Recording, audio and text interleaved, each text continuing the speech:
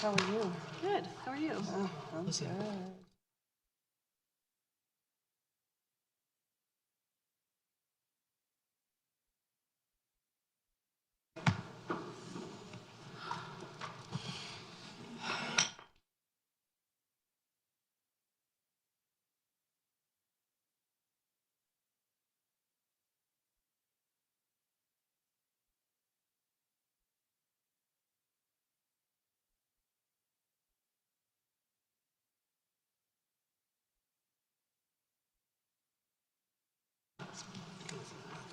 Good evening, everyone, and welcome to the special call meeting of the Zebulon Board of Commissioners. This meeting is now called to order. I would like to call up Mr. Ethan to lead us in the Pledge of Allegiance. Come right up here.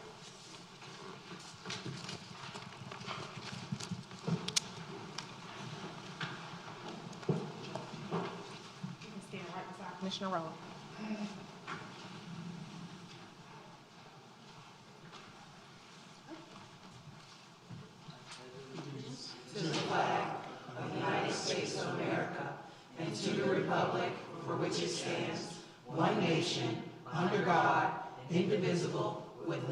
And justice for all.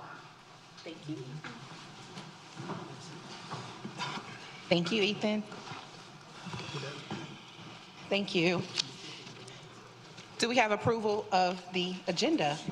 Before we approve the agenda, Mayor, I would like to pull 7A, social districts, 7B, mobile food vendors, and the closed session from the agenda.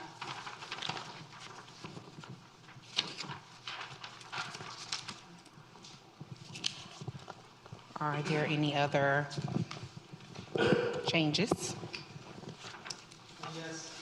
I'd like to pull under 6B Finance Ordinance 2026-23 for discussion. Okay. Hold on, let me make sure. Make a motion to approve the agenda as amended. We have a motion. Do we have a second? We have a motion. We do not have a second. Motion fails to pass. Oh, do we? Make another, oh, excuse me, sorry. Go ahead.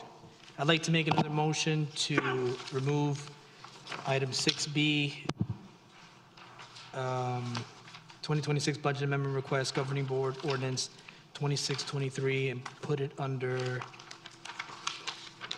new business, old business A.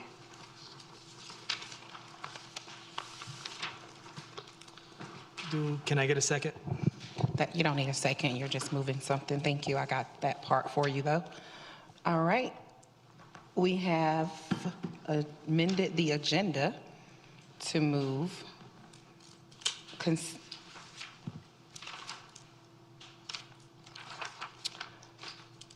so you're removing consent agenda item B2? No, I'm moving it from consent agenda into Old old business business. A. Okay, thank you.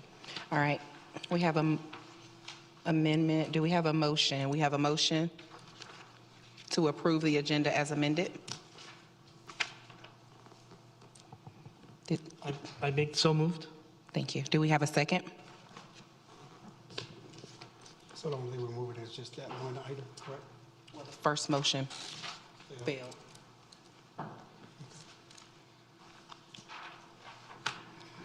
So we don't have a second? Just the item? Yeah. Second, I'm sorry. Okay, we have a motion and a second. Do we have a discussion? Yes, unfortunately.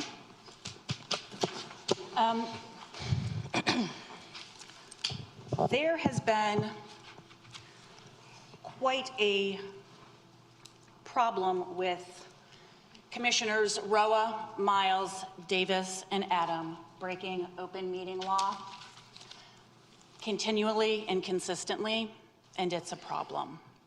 And so I asked to pull those particular items because they have been discussed outside of open session in what would be considered a quorum and in violation of North Carolina general statutes. The reason why I would like to oppose this this agenda is because while we are asking to talk about social districts, we have the February 19th Main Street Annual Impact Report that we should listen to before making any decisions on a social district. We also have a Main Street informational meeting tomorrow, February 11th. So I have had phone calls from citizens. I have had, there has been actually email conversations where in fact Commissioner Roa has stated, let's see, that he and the board are ready to move on property acquisition. Since we haven't discussed that in open session, the property that he is referring to, that means that they have been discussing property acquisition together in a quorum outside of open meeting.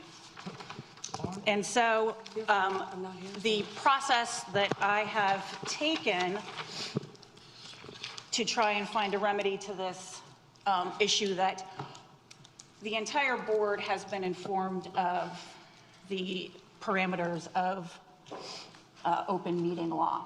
And so we can't say that the two new commissioners are uninformed as to what constitutes open meeting and what constitutes a violation. And then we have two commissioners that know very well what constitutes a violation of open meeting. I have documented incidents of them meeting to discuss public business outside of open meeting. And so I have spoken with two lawyers from the League of Municipalities. I've gotten guidance from the School of Government, conferred with the mayor, the manager, and council, all of which has led me to reach out to the North Carolina Attorney General's office. It's unfortunate that members of this board who say that they value transparency have been doing things outside of the public eye. Thank you. We have a motion and a second. All in favor? Oh, sorry. Discombobulated. Thank you. Agenda approved. All right. Make sure that you record mine as, thank you. Thank you. Thank you. All right. Public comment. We will now open the public comment period. Each person will call forward. We call forward will have 3 minutes to speak. You cannot speak on a public hearing item. Mr. Clerk, has anyone signed up to speak for public comment?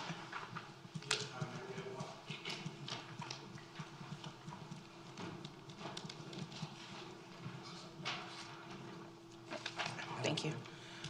Dr. Crowan. Thank you. Please come to the podium to my left. State your name, address for the record. Thank you. Dr. Don Crowan, chief psychologist, and I live at Proctor Street here in Zebulon, North Carolina.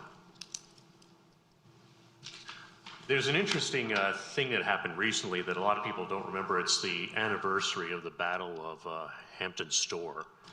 It's not something that really got a lot of people's attention because, let's face it, it happened in a rather small part of Georgia, a rather secluded part, didn't get a lot of attention at the time.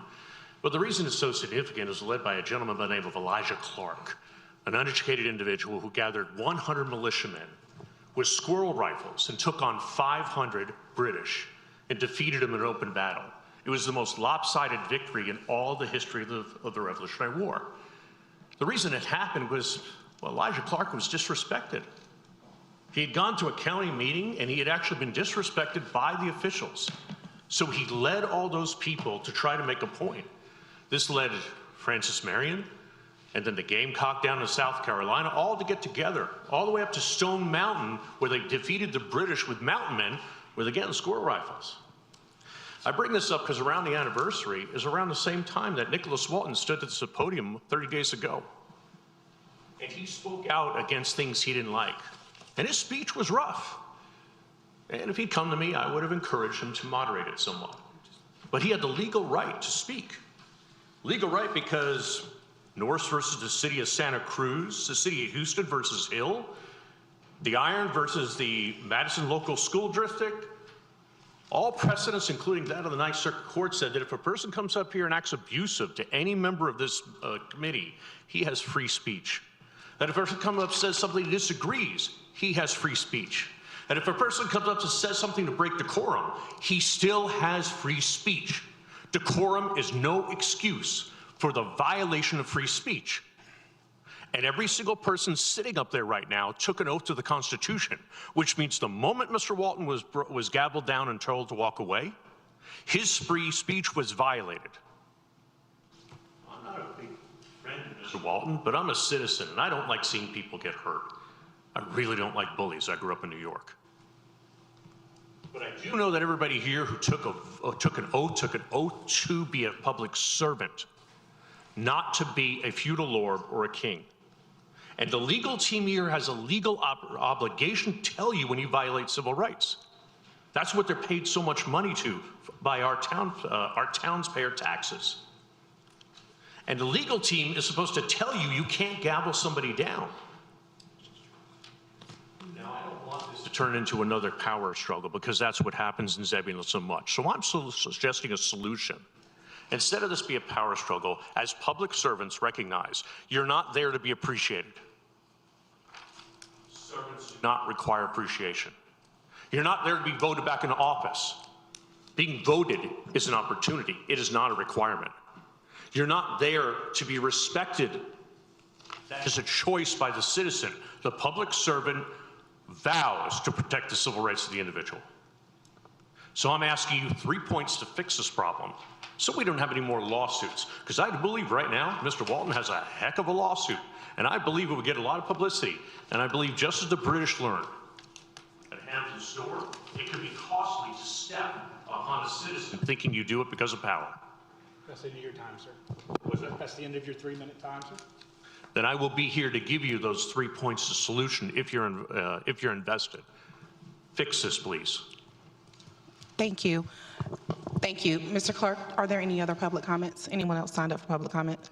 No, Madam Mayor, there are none. Emails for public comment? No, we do not. All right, thank you. And now we are going to do some presentations. If I call your name and you are in the audience, please join me at the podium.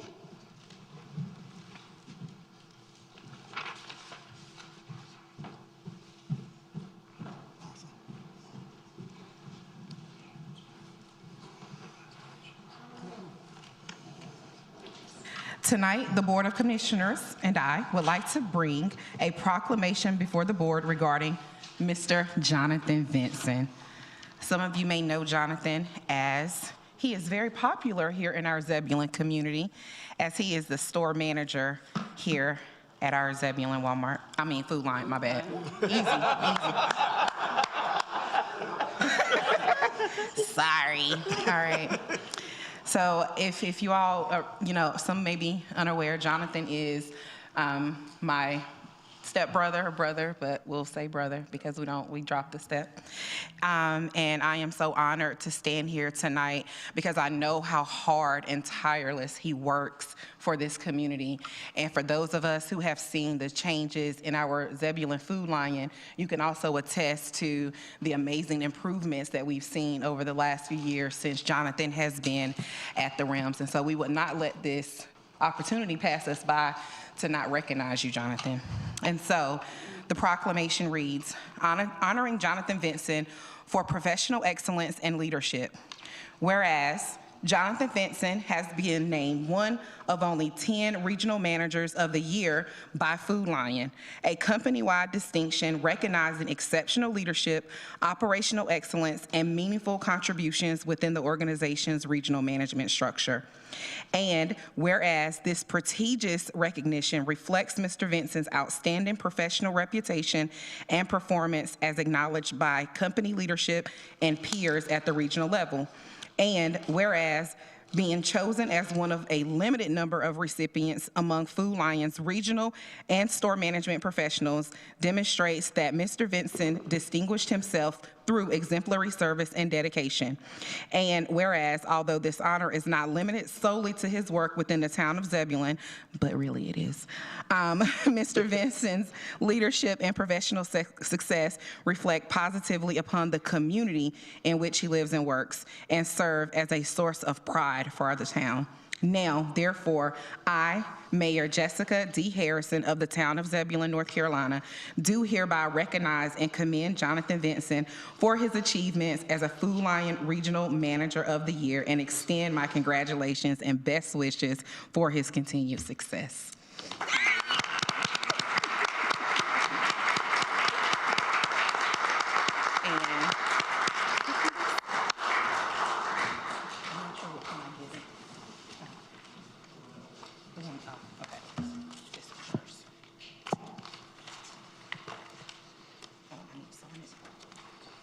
Sorry. He didn't tell me to sign it. God blame Jeremy. What's today's date? Today's the 8th. My bad.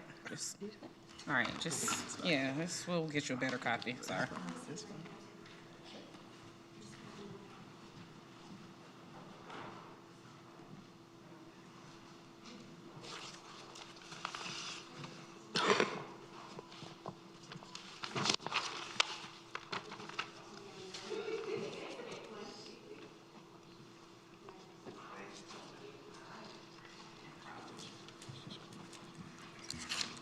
Thank you.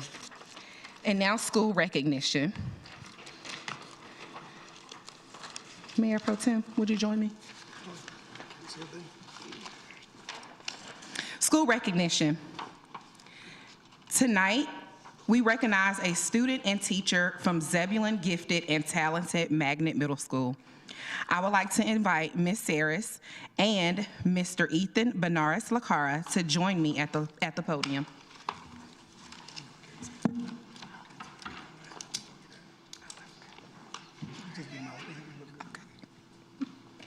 Hello. Teacher recognition.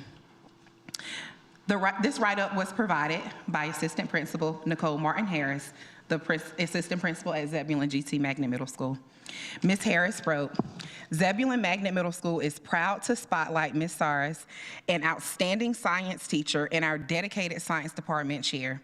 Ms. Saris is widely known among colleagues as a reliable, supportive, and genuinely helpful team member who consistently goes above and beyond for both her peers and her students. In the classroom, Ms. Saris brings science to life through engaging instruction and high expectations, inspiring students to think critically and explore the world around them.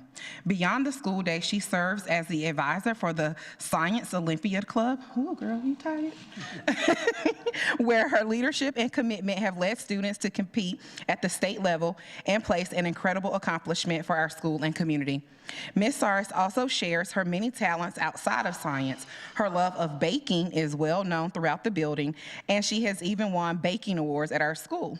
Whether she's sharing homemade treats or a warm smile, Ms. Saris brings joy wherever she goes. When challenges arises, Ms. Saris doesn't shy away. She rolls up her sleeves, problem solves, and finds solutions with determination and grace. Her positivity, dedication, and willingness to help others make her a true asset to Zebulon Magnet Middle School. We are incredibly lucky to have Ms. Saris serving our students, our staff, and the town of Zebulon. Thank you.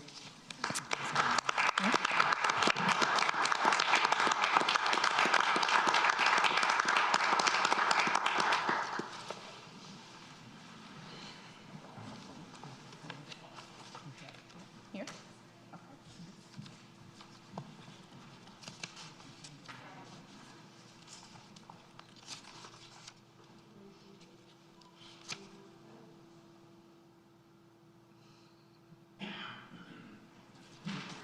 Congratulations.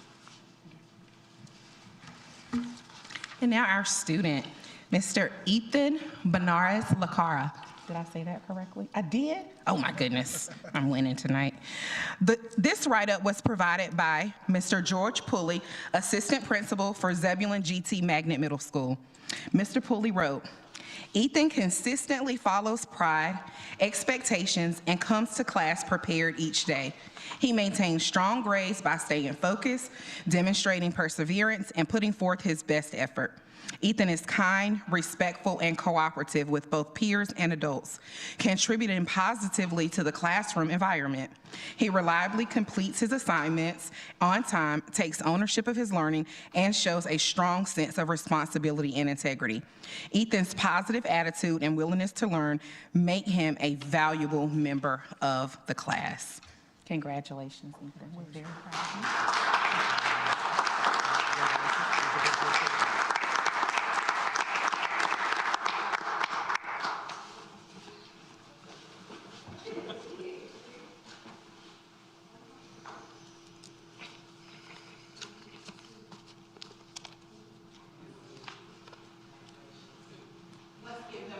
A round of applause.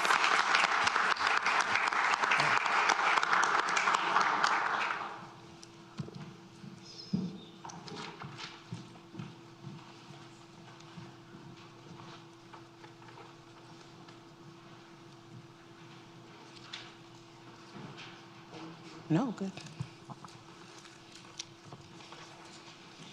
Now, consent agenda. Do we have a motion to approve the consent agenda? So moved. Do we have a second? We already, Do we have a second? You have to approve this, yeah. You approved it? Thank you. We have a motion and a second. Is there a discussion? excuse me, the consent agenda, we modified it, correct? Correct. So we're approving it? As modified. Now we approve it. Okay, What you pulled out. okay, just asking. No, you're good. Thank you for that. We have a motion and a second. All in favor? Motion passes. Thank you. Old business. Old business A, social districts.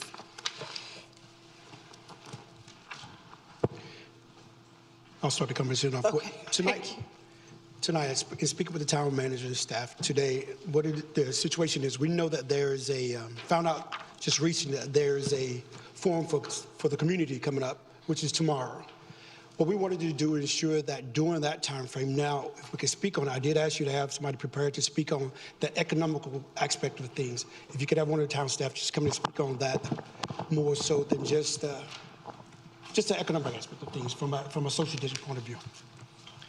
Okay, I know I have Matt, Planning Director, is here, and Shannon Johnson, our Economic Development Director, are both here, and they can probably speak to that. So what Mayor Pro Tem Miles is referring to is tomorrow there's an information session to gather more information. If you recall, at the last work session we had, you had directed us to do a number of things. You wanted us to gather information, to do some research before you make a decision on social districts and food trucks. You also wanted us to engage the community, especially the businesses downtown. We haven't done that. We're doing that tomorrow. And so we're still getting other information with regards to practices and where these are done, and we have some things that we could share with you. But I will ask if Matt or Shannon could step to the podium and really talk to the economic impact of it, as you have asked. Yeah, thank you. Thank you. Good evening, Commissioners. Sorry, I've lost my voice. I have a toddler in preschool. I caught the cold on Friday, so. There's limited quantitative data about the success of social districts because it's so new in the state of North Carolina. However, there is some reporting that's starting to come out. The most robust reporting actually comes from the town of Mebane. Mebane has reported after the first year of implementation, there's 10,000 additional drinks were sold that otherwise may not have been. Half of the businesses downtown had a positive view of social districts after the first year. and 45% of the downtown businesses had reported that they received increased foot traffic, which they directly associated with the district. A couple other qualitative statements of success came from Kannapolis, Wendell, and Norwood. And these aren't things that we went out and saw. These are reportings and articles and things that we were able to find. Many of the newspaper reporters who've been talking about social districts over the past couple of years generally have qualified that the businesses that benefit most from these are not the alcohol-serving businesses, but they're actually the other businesses in town. Art studios and galleries comes up a lot. Retail shops and boutiques. Barber shops and salons is a popular one. And then coffee shops and a fifth category called experimental businesses. And so really what we've gathered is that the concept of a social district is not really it's not an alcohol regulation or enabling some new way to have alcohol in your downtown, but rather its purpose is to boost economic activity and vibrancy by helping downtowns become a third place, becoming that place where people go between their neighborhoods and their work. To just speak briefly to the meeting tomorrow, one of the requests that we received from the board at the work session was to learn what the businesses downtown are thinking about social districts. And, I concluded that if we were to go and send out an email poll, that wouldn't be as successful as just going straight to the businesses. And since the majority of the downtown businesses, our understanding, do have interest in this and attend the Main Street meetings, the thinking was let's go understand face-to-face what their views are, and then the ones that we know that didn't attend, then we can go after them direct, not go after them, but we can go visit them directly and understand their perspective. And then also the meeting will give folks the ability to, there'll be an education component. What actually is this? Because if your understanding of it is only one thing you've experienced in another town or perhaps in another state, I don't think that's fair to the integrity of the process. I think that it's important that everybody has the same information, and that's been a consistent part of my tenure as planning director. I would like to note one last thing is that the Old Raleigh Distillery has already sent a letter of support for the social district. So there's a couple other little data points on here. I'm happy to answer any other questions, and I'm sure Director Johnson can answer those as well. So. No, pretty much that's what I was looking for, kind of where we stand at, how far, and if we had reached out to any small businesses so far that are currently here. And it sounds as if you have done that thus far. I look forward to continue the conversation and kind of see where we'll go from there. That's all I need. Thank you, Matt. Thank you. That's all I needed. Thank you, Matt. Thank you, Matt. Mobile food vendors. Mayor Pro Tem. Same concept. We can kind of get Town manager, that's going to be also for your planning director. What we did talk about a potential third option. Some of the board members we had discussed actually where there would be currently grandfathered where the 3 businesses that are currently on Arundel that currently keep those licenses, and then we do the move from the majority to Horton Street, as we discussed. What I would like to do to see the impact of what that would look like, that option 3 will take a look at, have planning take a look at that and assess it, and then come back to us and then go from there, sir. Okay. I'm sorry, can you say that? What was option 3? The option was grandfathering the 3, basically Fall Line, 96 Lounge, and Spotlight Lounge. They currently have license permit already.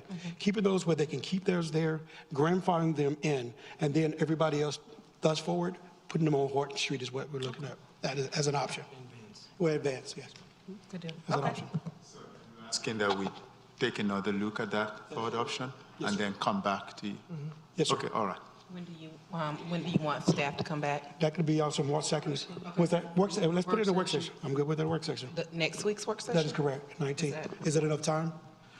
A planning director is on vacation at that time. We probably will be either at the March 2nd meeting if you want us to wait until then. Okay. One of the biggest concerns I just wanted to bring to aware, I think previously in the meeting we talked about there would be potentially the implementation, if succeeded, it would take 6 months. So we're looking at to ensure that we want to reap the harvest of that this summer, this time frame, if we can. Is that something plausible, kind of possible or something? You're talking about this one or That social is district? both, Because, actually. you already have food trucks operating now. Correct. Right? So that won't take 6 months. But I just basically just bring by that information and I'm fine with that. okay, all right. We'll do that. If maybe we can provide that in form of a memo, if that's okay. I'm sorry, can you say that In again? form of a memo to you, kind of gather that information and then provide that to you, and then subsequent to that, we can, if you have questions, we can then answer them at the March 2nd meeting, if that's okay. Yeah, that's fine. You guys fine with that? Yeah, Sounds good. I'm good with that. We'll do that. Thank you. thank you. Thank you. Thank you. Thank you, Mayor Pro Tem. Yes, ma'am. You good? Yes, ma'am. All right. Old business C, Commissioner Roa. Yeah, I wanted to ask about, I wanted the finance director to explain why we have to move $45,000 to cover the attorney's fees. The consent agenda in the second paragraph there, and we just want to ask some questions. Can you please put up that ordinance on the screen, please? We're talking about 2026-23? 1 second.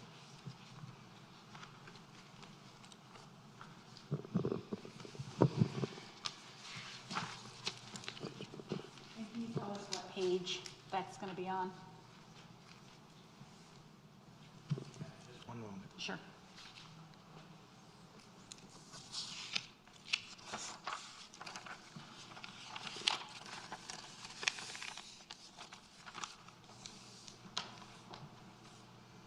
There's the ordinance. Would you like the staff report as well, Commissioner Rowe? Yes, please.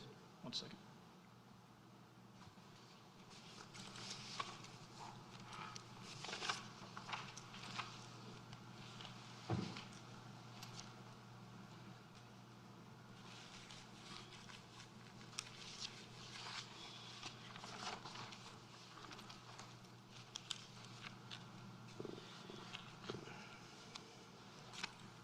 Bobby, I'll let you start with that, and I'll answer her question.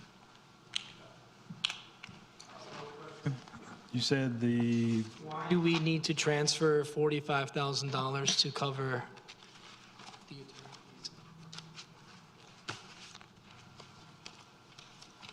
fees? Can we scroll down to the second paragraph here?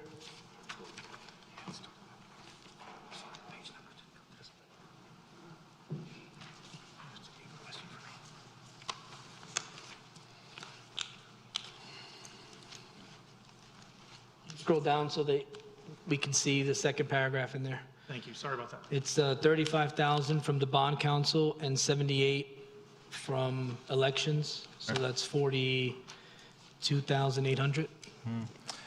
yeah, you'll see in the paragraph above, when we had the interim clerk here doing the work when we had the vacancy, a lot of that was paid out of, well, the contract was paid out of professional services for that. So that kind of used up some of that budget there.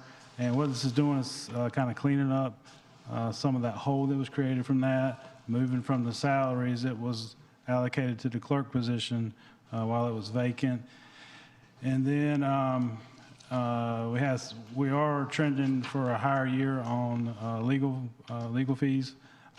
So part of that's to cover that. Part of that's to cover, as I mentioned, the clerk interim contract. How much do we pay per hour to the attorney? $3.90 per hour. $3.90 an hour? And do we have a contract that says,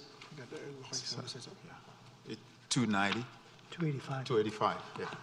$285? Do we have a contract for that stated amount? The contract is with annual increases, subject to annual increases. But And where- also, the contract is the budget. The budget is the contract every year. Well, so I'll get to that point. My understanding after calling around different organizations, two don't want to be mentioned. One is the School of Government. We need an instrument, a contract that states that number. And the budget is a appropriation. It's not an obligation. So we can't use the budget as a contract. Now, there's a work session from June 18th of last year, or the year before that, where Commissioner Davis asked you, when we're discussing the attorney's salary, the budget, they say, is that the contract? And you said, no, that's not the contract, that's what we have budgeted. So I think we know the difference between the budget and the contract. So what I want to understand is, how can we clean this up so that we have the contract that I've been given since I asked for it was from 2009, and it states that the attorney's hourly rate is $170 an hour. Do we have something new since then? No, Eric can speak to this better than I could. The contract said, Eric's version says, subject to annual increases. It just depends. There's no annual set amount of the contract, let's say. We have budgeted funds that we work off of based on the legal forecasting. That doesn't always work out. This year's kind of been heavier than usual with development-related work and interim contract work.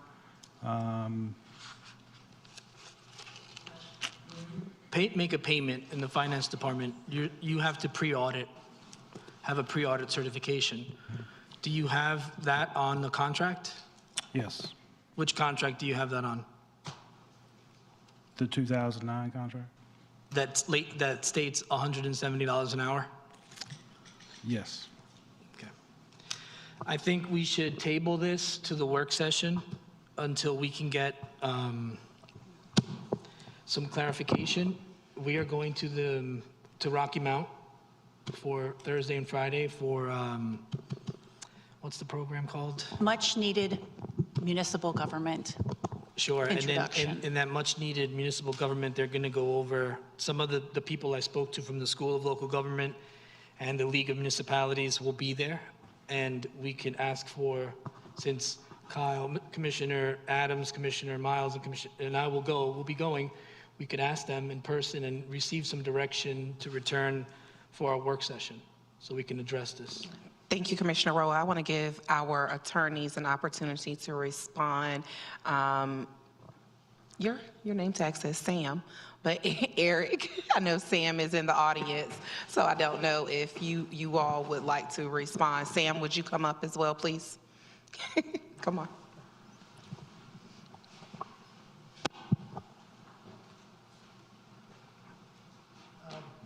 I'm Eric Vernon, town attorney. This is Sam Slater. He's also one of our town attorneys.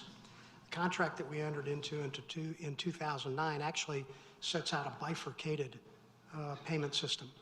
There's $170 an hour is listed in there for what they call routine matters, and then the law firm's regular rates with a 10% discount for more complex matters. And that's based in some discretion, but meetings, for example, are billed at what I call the regular rate.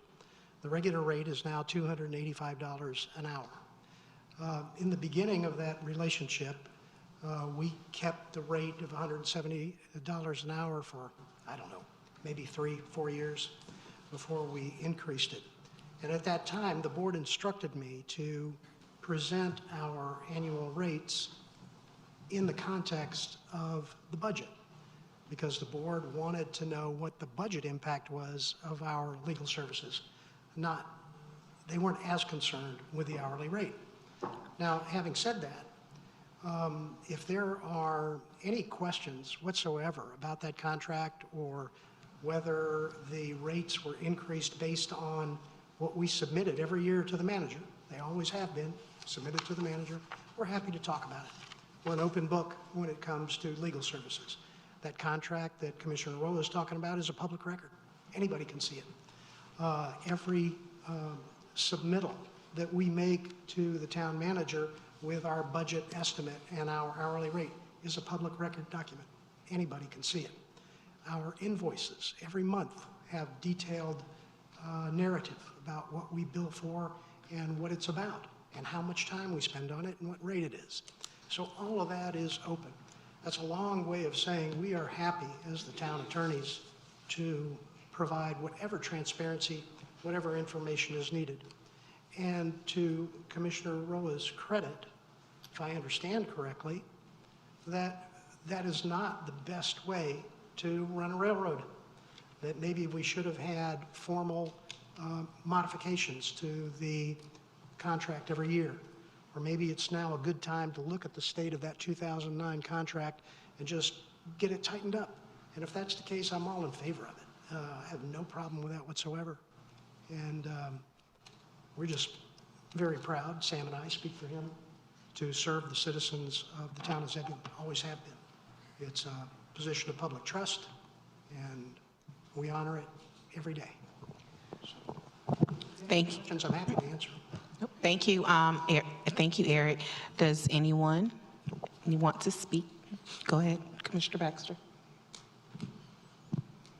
Could you just speak to some of the legacy investment services that you have provided, some of the charges that are above and beyond what we normally pay, because we've had some kind of exciting things that we've been needing you to help us navigate?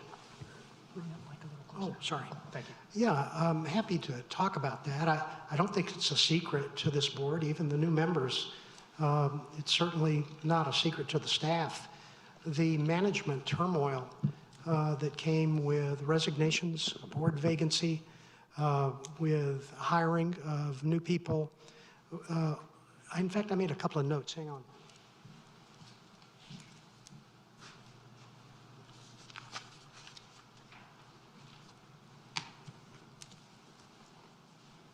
I had three basic bullet points here. One was the management transition, and the management transition included a lot of things. Multiple meetings, the vacancy, interviews, employment contracts, public records requests, personnel-related matter. Those were really voluminous.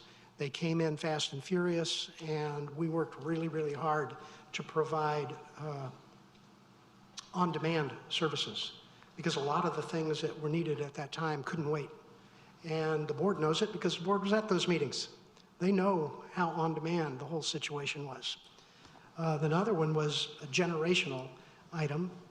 Let me back up one more step, because all three of these I put in a category of non-recurring. These are things that you can't expect to happen again. The fire station, the USDA loan, the loan that was made from the private lender, all of the real estate related matters that went into preparing that property to house the new fire station and EMS station, negotiations on the interlocal agreement with Wake County and the EMS. All of those things were extremely time consuming, but that's a generational matter. We're not going to be dealing with another fire station quite like that for some time. A lot faster probably than the last time we got a new fire station because of the rapid growth, but it's still going to be a while. The other item was 5 County Stadium. We spent a lot of time and effort as a staff and the attorneys trying to negotiate with the Mudcats to renew their lease and to get them back into 5 County Stadium. And they dropped those negotiations after all the work had been done, and the deadline was right around the corner for them to sign and inform the town that they weren't going to renew the lease. That meant that we had to jump on the legal train and prepare documents to take requests for proposals from different people to fill that stadium with baseball and other things. We had negotiations with the parties that submitted bids. We negotiated with Wake County. And then finally, when the bid was awarded to Capital Broadcasting, there were additional negotiations that went along with that. Now, those are just three of the things that came up during that time. And I can say that if you subtract out the amount of those unpredictable and non-recurring types of things, that the budget is right about on target. So we estimated a budget of $325,000. If we exceed that by the amount of these three bullet points, and you take that out, the difference is about $150,000. So if you look at a $325,000 budget, half of that is $162,500.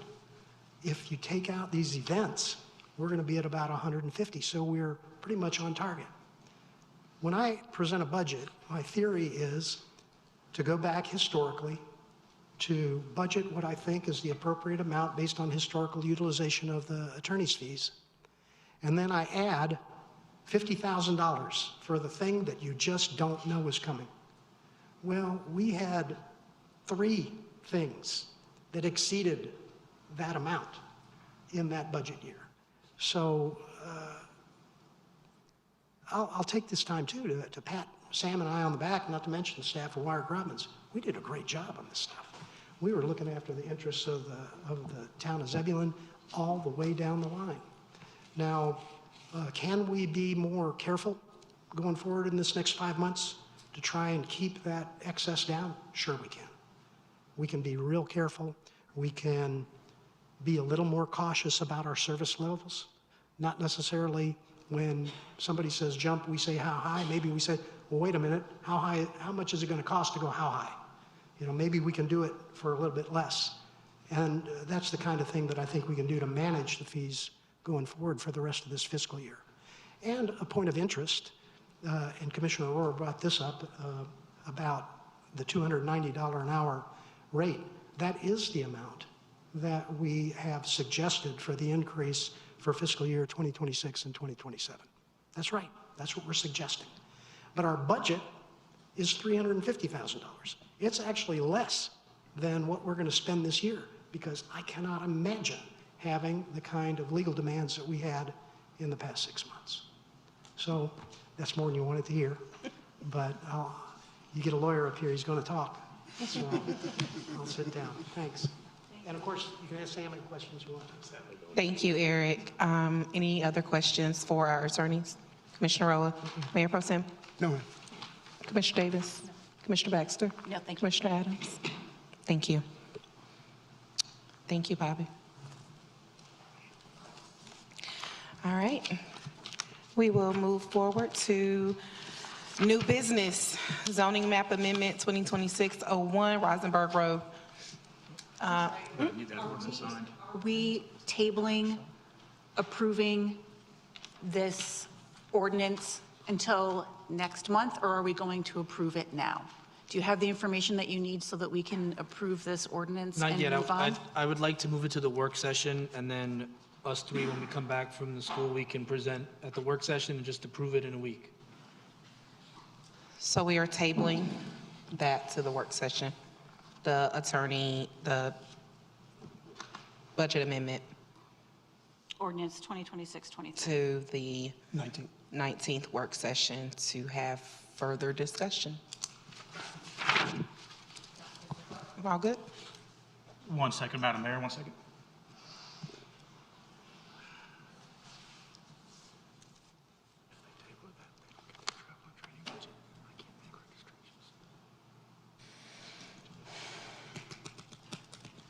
Yeah, so remember that that ordinance also includes transfer of funds to the board's travel and training budget. So if you table that through February 19, it obviously means we cannot do anything with those registrations for City Vision and other places that you were looking at. So just putting that out That there. is fine. We will table it until the February 19th so that we can have further discussion. Thank you.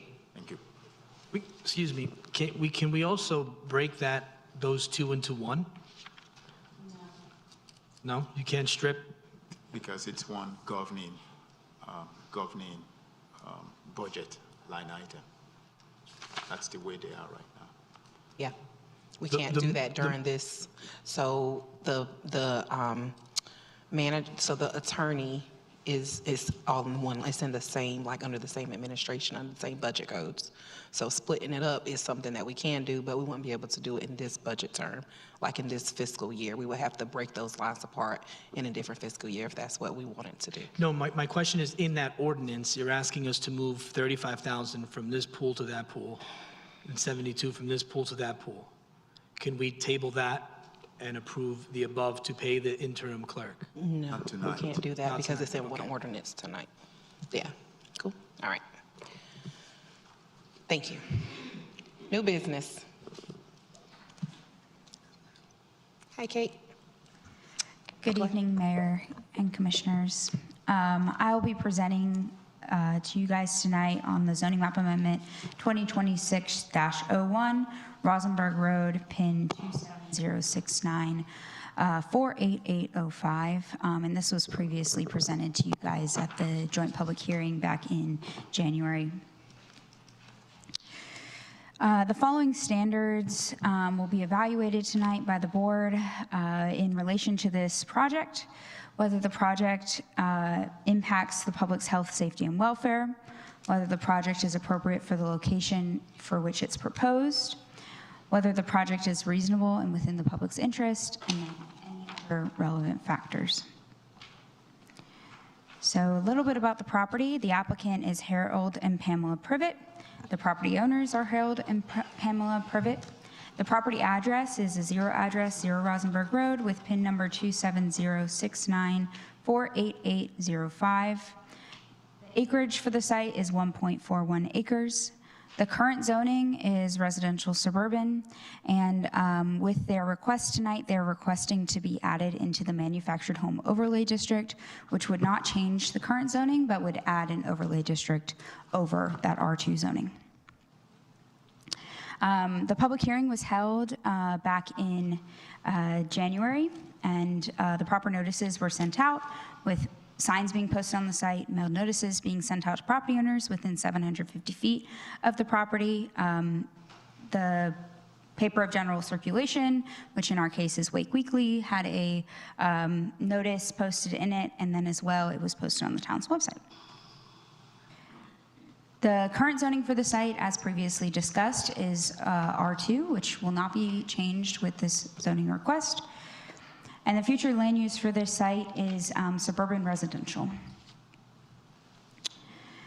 So a little bit of context on the manufactured home overlay district standards. The purpose and intent of a manufactured home overlay district is intended to allow reasonable placement of manufactured homes within the town's planning jurisdiction, and the district aims to provide affordable housing options for low and moderate income residents, requires manufactured homes to meet town design and construction standards that are laid out in the UDO for manufactured dwelling use, which helps to ensure compatible exterior appearance with nearby single-family homes and helps to protect property values and preserve neighborhood character. Manufactured dwelling definition and standards. So the UDO defines a manufactured dwelling as a HUD-certified factory-built home constructed on a permanent chase and designed for residential use, excluding travel trailers and RVs. So the manufactured dwelling requirements require that it's a single-family home on an individual lot. So this will not be a manufactured home park. It will just be an individual home on a singular lot. That if within 200 feet of public water and sewer connection is required. It also requires that it be built to state and HUD standards. And a permanent foundation with the wheels and towing equipment removed is required for the residence. And then as well, it must maintain a residential appearance, which may include elements such as siding, roof, and porches.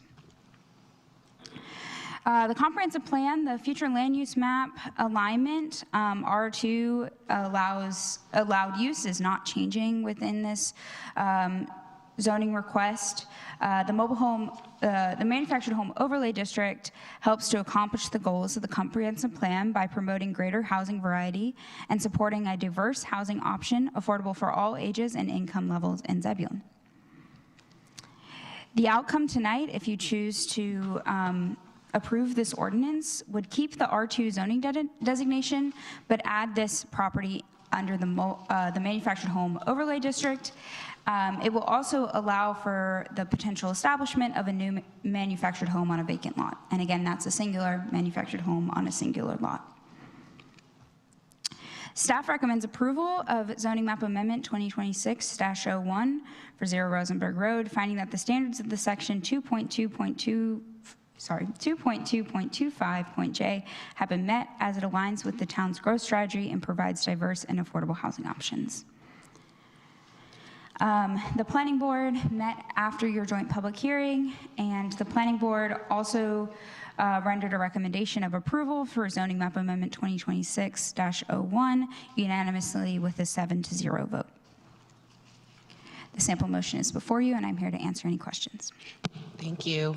Any questions from the board? I'd like to Commissioner Roa? Oop. Go ahead.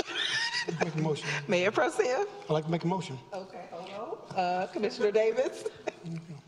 Commissioner Baxter? So the MHO district is solely for the subject property, correct? Correct. So we have a couple other properties that are under that designation, but tonight's request is only for that singular property. Awesome, thank you. Commissioner Adams? All right, thank you. Is there a motion? I hereby move to approve ordinance 2026-22, finding that the action is reasonable, consistent with the Growth Zebulon Comprehensive Land Use Plan, and compliant with UDO Section 2.2.25.j as described in the prepared statement per UDO Section 2.2.25.h.4. We have a motion. Do we have a second? Second. We have a motion and a second. Discussion? Hearing none. Roll vote. Commissioner Roa? Yes. Approve. Commissioner Adams? Yes. Commissioner Davis? Favor. Commissioner Baxter? Favor. Mayor Pro Tem? Favor. Motion passes. Thank you. Thank you. And now we will have our manager's report. Again, good evening. I don't know if you have questions on the financial report. If you don't, I have a few things I'd like to share with you. Okay. Any questions about the monthly financial report from anyone? All right. Thank you. Proceed. Thank you, Mayor and Commissioners. So I'll start with good news. Well, everything really is good news in this report. Is it? The Wake County Manager's Office presented the committee recommendations to the Wake Board of Commissioners this afternoon for the 2026 Hospitality Grant Program. And we're pleased to share that the town of Zebulon was the highest scoring new facility proposal. And we have been recommended by the committee to receive $2.159 million for the Zebulon Community Park Phase 1. I want to thank Director Sheila Long and Parks and Rec staff for really pulling the proposal together. It was a very solid proposal. The proposal that we submitted then includes, for the community park, includes 4 multi-purpose / soccer fields, a playground, new parking, walking path, a second park entrance. And the project will expand our capacity to host youth and adult athletic leagues and tournaments, while it will also allow us to meet our growing demand for recreation sport programs in the community. If you remember, when we submitted this application back in November, we had requested $3 million. And so they gave us 2.159. The budget for the phase 1 is actually a total of 6.43. So we're really close to that budget. And I know that Sheila and her staff are currently applying for another grant that will help us to meet the overall phase 1 budget. So I was expecting some applause for that, but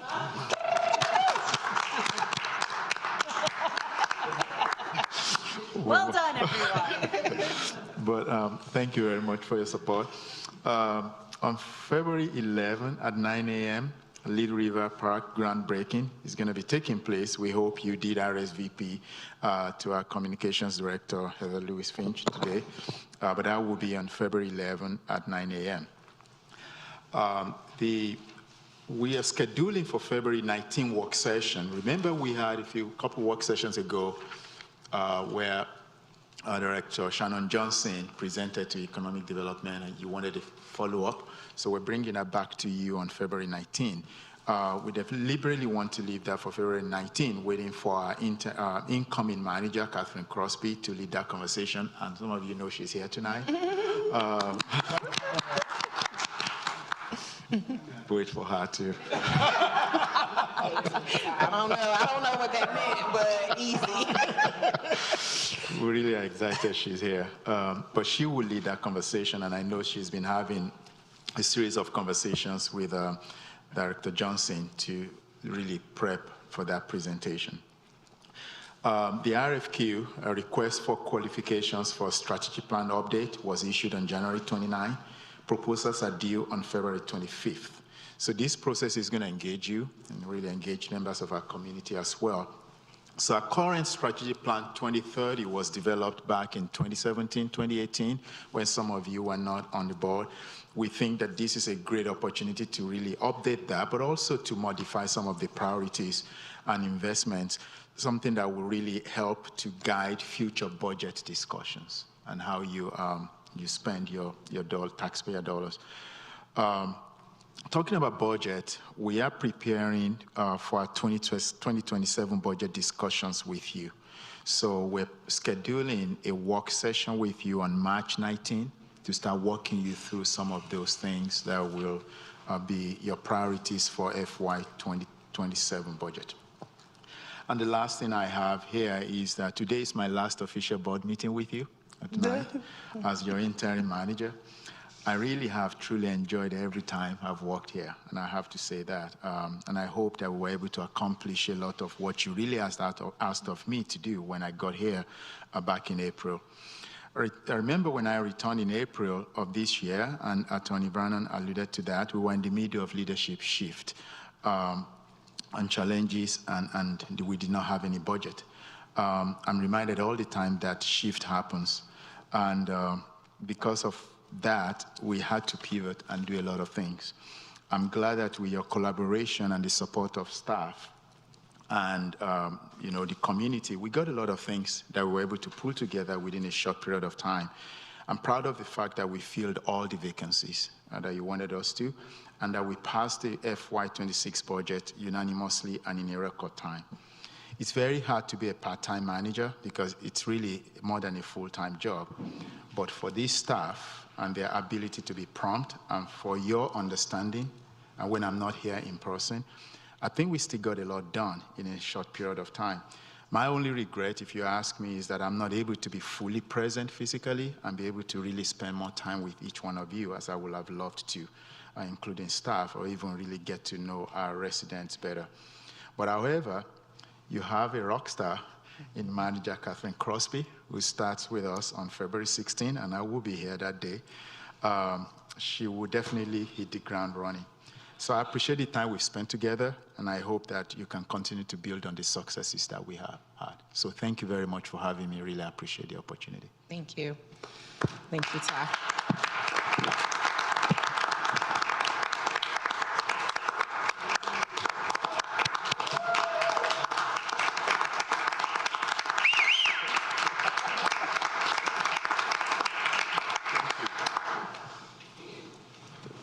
Ty. Yes, please understand that as we stand up, I was going to save this to my board comment, but I'll start anyway now.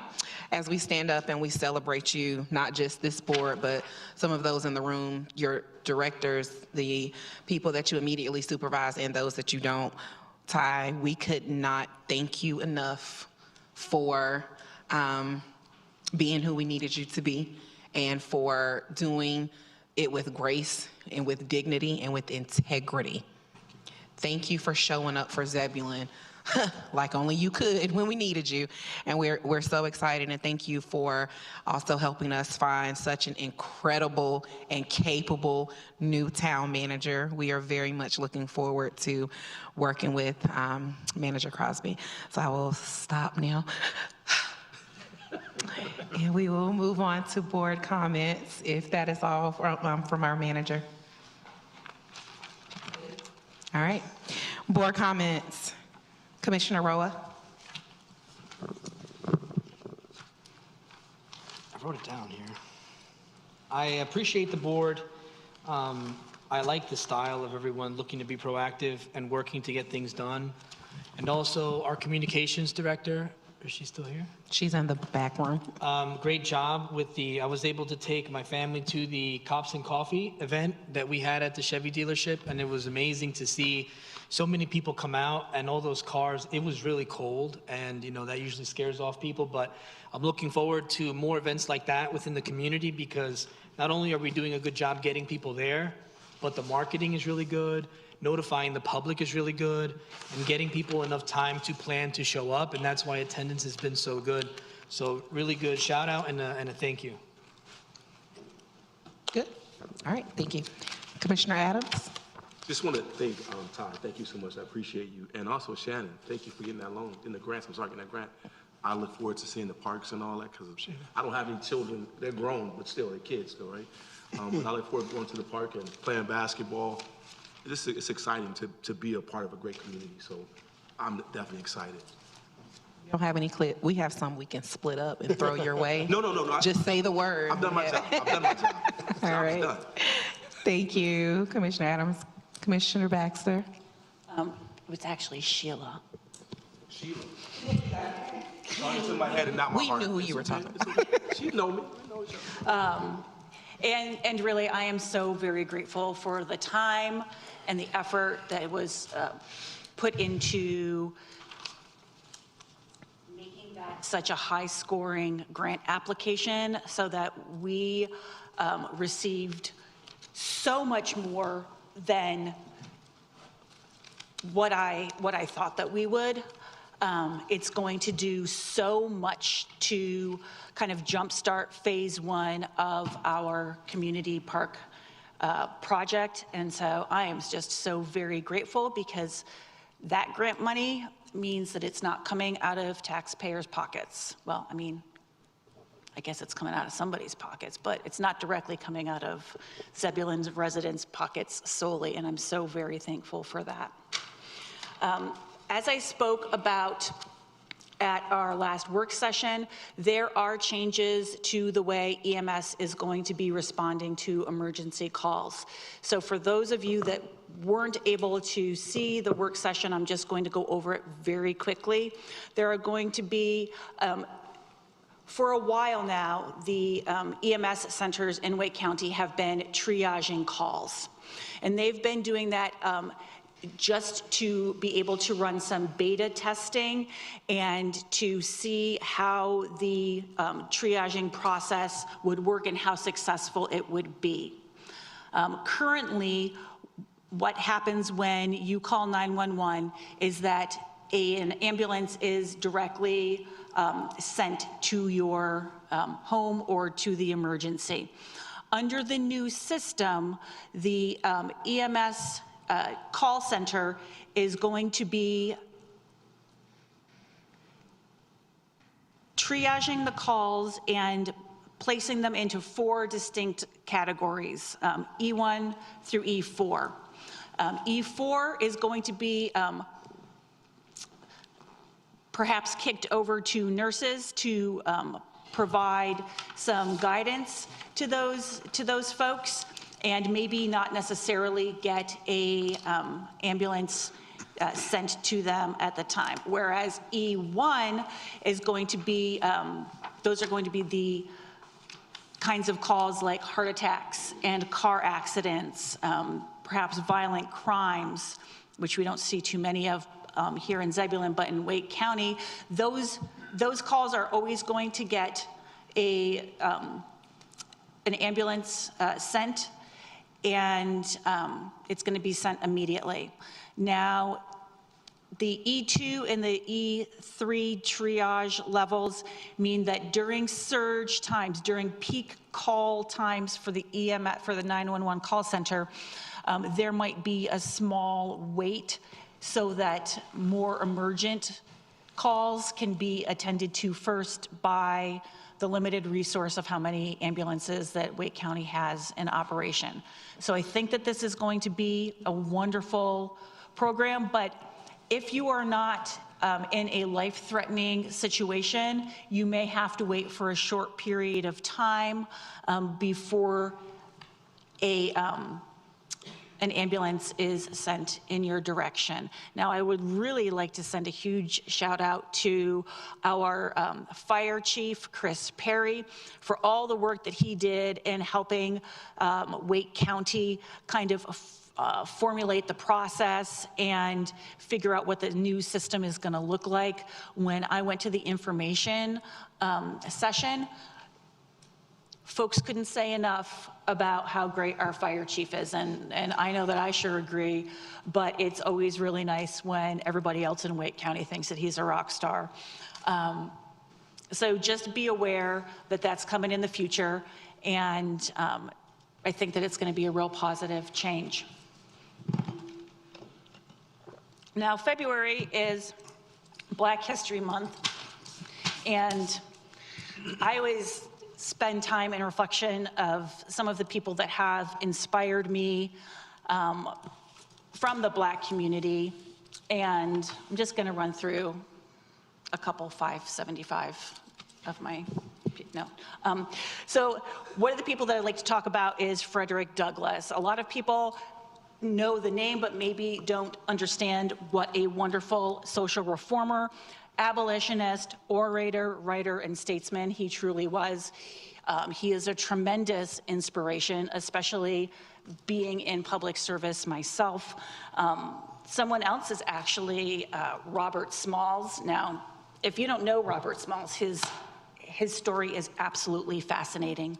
He was born into slavery in 1839, and he was able to escape slavery by stealing a Confederate ship in Charleston Harbor, sailing it past all kinds of blockades in the Charleston Harbor, out to where the Union ships were forming a blockade, to run up a white flag and say, I happen to have some guns for you. He was then allowed to command that ship, the CSS Planter, and through a tremendously incredible life, which included him eventually going back and buying the house on the plantation where he was born, and moving his family into it. He became a statesman and in the House of Representatives in South Carolina.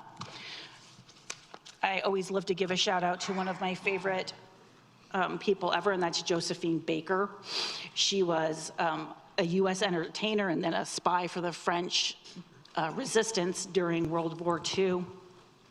And then on a more sciencey level, I like to always honor and thank Henrietta Lacks, who unknowingly made it possible for us to have so